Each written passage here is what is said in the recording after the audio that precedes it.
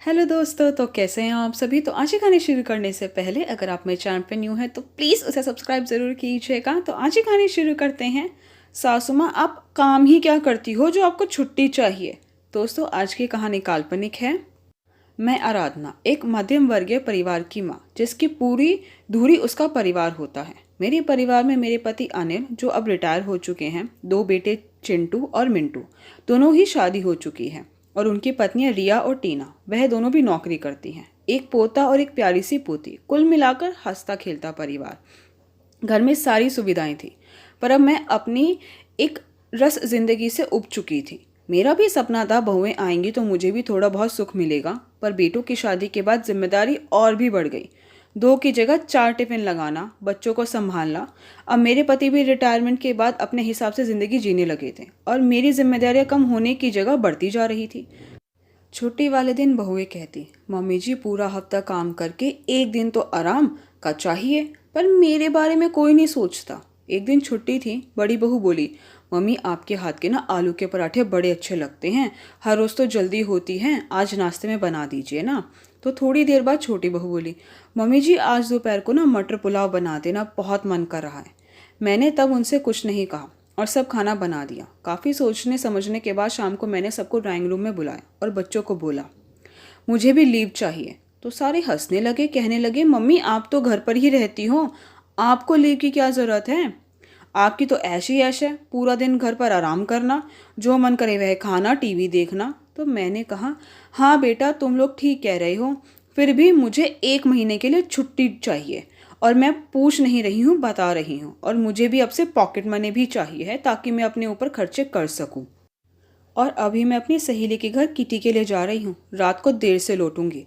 तुम रात का खाना खुद ही देख लेना, और मैं अब चलती हूँ। सब मेरे चेहरे की तरफ देखते रह जाते हैं, पर मैंने मन को समझाया और बाहर निकल गई। अब दोनों बहुएं एक दूसरे के चेहरे की तरफ देख रही थी। तो छोटी बहू बोली, मुझे तो सिर्फ सैंडविच बनाना आता है। सारे मिलकर सोच विचार कर कर डिसाइड करते हैं कि आज का खाना बाहर से मंगवा लेते हैं। फिर बिल देखकर दोनों बेटों का मुंह उतर गया, क्योंकि खाने में भी इतना स्वाद नहीं था। माँ तो एक एक फुल्का गरम गरम देती थी। रात को आराधना लेट आई और आकर सो गई। सुबह उठी, अपने लिए चाय बनाई और बालकनी में अखबार पढ़ते हुए आराम से चाय पीने लगी। इतने में ही दोनों बेटे बहुए आए और कहने लगे, मम्मी नाश्ता, मम्मी टिफिन। तो आराधना कहने लगी, बेटा मैंने एक महीने के लिए छुट्टी ली हुई है ना, तुम्हें याद नहीं है क्या।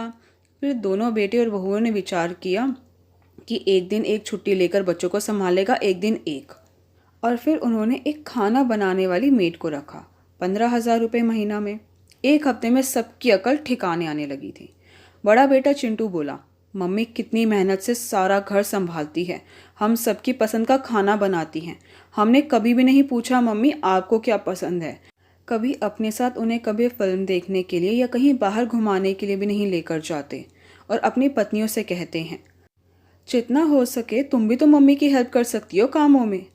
चारों अपनी माँ के पास आते हैं और माफ़ी मांगते हैं, मम्मी आज हमें अपनी गलती का एहसास हो गया, हम तो बस पहले यही सोचते थे कि आपके तो मज़े हैं, पूरा दिन घर में रहती हो, आगे से कभी भी आपको शिकायत का मौका नहीं देंगे।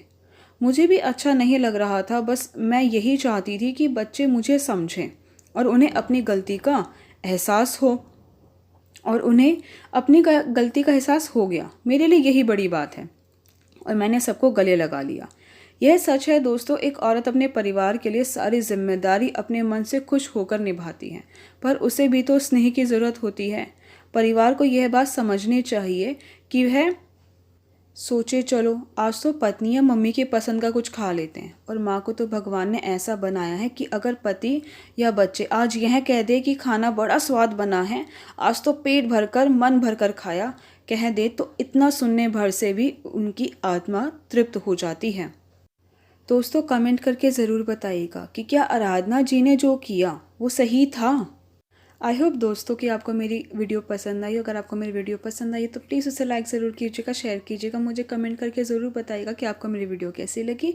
अगर आपने अभी तक मेरे चैनल को सब्सक्राइब नहीं किया तो प्लीज़ उसे सब्सक्राइब ज़रूर कीजिएगा। थैंक यू सो मच दोस्तों मेरी वीडियो देखने के लिए।